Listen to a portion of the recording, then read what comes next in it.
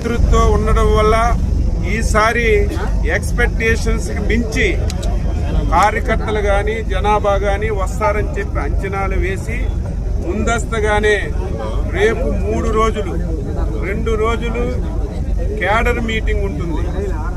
ఈసారి గ్రామ స్థాయి నుంచి పిలవాలని ఒక ఆలోచన ఉంది. అది జాతీయ పార్టీ అధ్యక్షులు లోకేష్ బాబు గారు నిర్ణయం తీసుకున్న తర్వాత ఆ కార్యక్రమం జరుగుతుంది.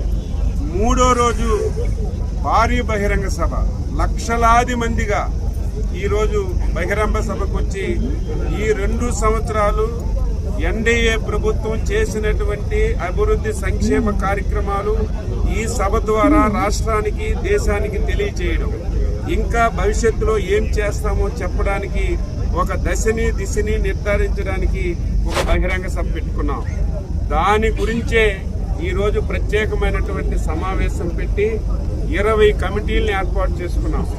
ఆ కమిటీల యొక్క ఉద్దేశం ఏమిటంటే రేపు 3 రోజులు మహానాడు పండక్కి ఈ రాష్ట్రం కాదు, ఉమ్మడి రాష్ట్రం కాదు, దేశం ప్రపంచం నుంచి ఎవరొచ్చినా సరే ఏ ఒక్క వ్యక్తికి ఇబ్బంది కలగకుండా, వాళ్ళకి ఎక్కడ అసౌకర్యం కలగకుండా వసతి సదుపాయం కానీ భోజనాలు కానీ ఎక్కడ ట్రాఫిక్ ఇబ్బంది లేకుండా అన్ని వింగుల్ని సమన్వయం చేశాం.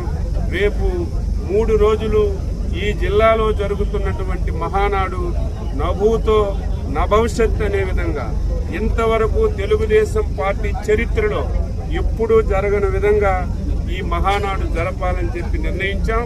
అదృశ్యం ఏమిటంటే నెల్లూరు ఉమ్మడి జిల్లాలో అందరూ కూడా పోటాపోటీగా సమన్వయంతో ఎవరి బాధ్యతలు వాళ్ళు తీసుకొని ఈ మహానాడుని విజయవంతం చేసి, నెల్లూరంటే ఇప్పటికే ఆతిథ్యం ఇచ్చినటువంటి జిల్లాల్లో నెల్లూరుకి ఒక ప్రత్యేకత ఉంది.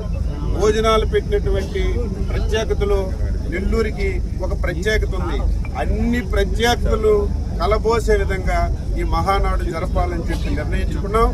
ఈ వేదిక ద్వారా అందరూ రండి, ఎవరికి ఏ ఇబ్బందులుండో వసతి సౌకర్యం ఇస్తాం, భోజన సదుపాయాలు ఇస్తాం, మీటింగ్కి అన్ని ఏర్పాట్లు చేశాం.